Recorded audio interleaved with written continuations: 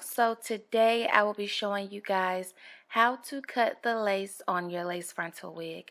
I definitely understand there is a lot of steps to slaying your lace frontal wig, so I'm here to help, sis. I got you, so keep on watching. The wig I'm using in today's video is from BestLaceWigs. So here I am just checking out the parting space, and I'm also going to measure the parting space. So you get about 4 inches of parting space if you part the hair straight down the middle.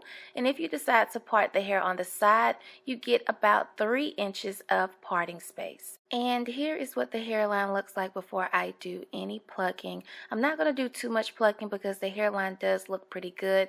So as you can see, I did go in and pluck the hairline just a little bit on the sides, and then I am going to go on the front of the frontal and pluck it just a little bit, not a whole lot, but just kind of thinning out the hair a little bit behind the hairline. Now when it comes to me getting a good frontal hairline, I do like to take out the baby hairs and kind of pluck a little bit behind the hairline, wet the hair lightly, and then play around with the hairline just to see if I'm liking the direction that the hairline is going in. So I do like to trim some of the baby hairs. It does make the hairline look a little bit more natural. I do have a full tutorial where I show you guys how I pluck my lace frontal wigs. If you guys want to check it out, I'll have it in the description bar below. So the reason why I wet the hair just a little bit after plucking, or you can do this before, is to just get a better idea of the hairline.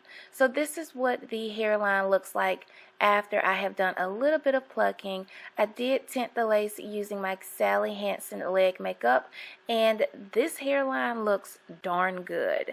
And like I said, I only did a little bit of plucking, so the hairline was already pretty much perfect when I got it. So this wig is Indian Remy hair. It's a 14-inch and it's 150% density, and I can definitely tell because this ponytail is full of volume, and I believe this is a Yaki texture wig, which makes a huge difference to the fullness and thickness of a wig.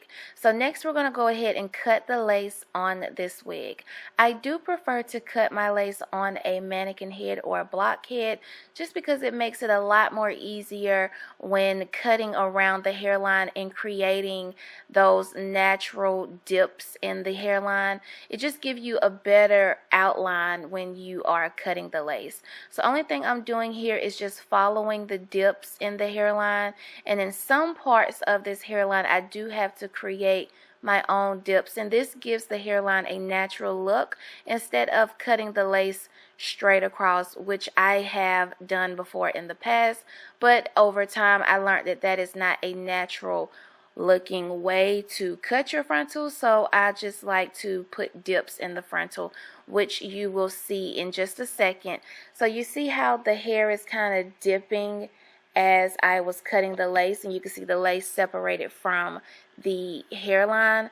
This is how you want your frontal to look because it's going to give a natural hairline look because the hairline is dipping instead of going straight across. So this is what your frontal should look like once you put it on. You definitely can go in and pluck the hairline a little bit more if you want to.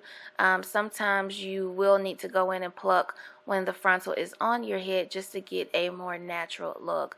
So I am going to part the hair straight down the middle, and I'm going to pluck the part just a little bit because the part is a little too full or too thick for my liking. And of course, you guys know I love my hot comb that I got from Target. I love using this to press out my roots, and it just helps give a more natural look to the frontal. So after you cut the lace and you flatten out the roots on your frontal, you are now ready to style your wig and kill it. I hope this video was helpful for you guys. It's really simple and really easy, but the more you do it, the easier it will be.